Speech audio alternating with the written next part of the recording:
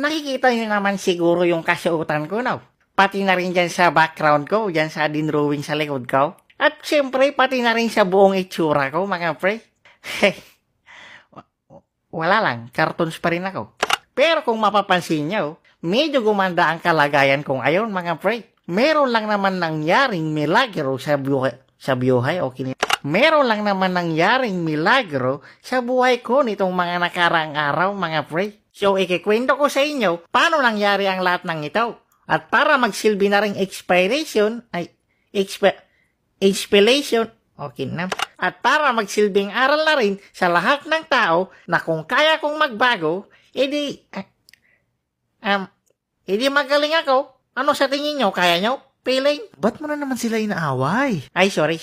Nagsimula ang lahat ng ito nung may nakilala akong pogi sa tabi ng 7-Eleven. Sa may likod ng plaza, yung may tambakan ng basura doon.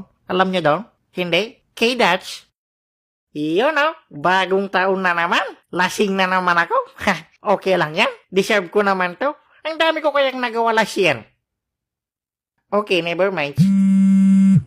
Oh, tumatawag si Ubray. Hello? Hello, Douglas? Nasaan ka? May naniningil dito, hinahanap ka.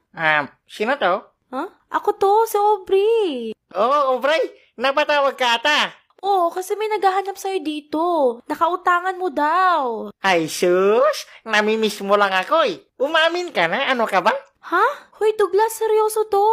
Seryoso din naman ako. Seryoso sa'yo. Lasing ka ba? Lasing sa pagmamahal mo. Gimasan.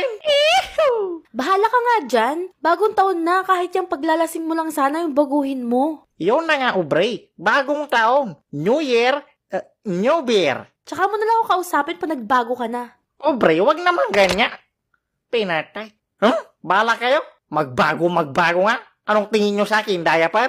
So, ganyan ka na lang. Habang buhay ka ng lagapak. Sino ka? Yo? Ay, hoyo? Ano ka ba, Douglas? Kilala mo ko. Gaano ka kilala? Simula pagkapanganak mo. Bagte? Hindi ko nga alam yung mga nangyari kahapon. Yun lang. Ano ba? Sino ka ba kasi? Rebel yourself. Oh, alam ko na. Classmate ba kita dati? Okay na, bunak. Ako to si Douglas. Ha? Douglas? May impostor na naman ako. Anong impostor? Ako rin si Douglas. Pero nanggaling ako sa Puchore. Piochor? Saan yun? Bagong barangay? Piochor, bunak. Galing ako sa Hinaharap. Hinaharap? Oo, pre. Nagmula ako sa taong 2069. Ha? Paano nangyari yun? Tsaka paano ka naging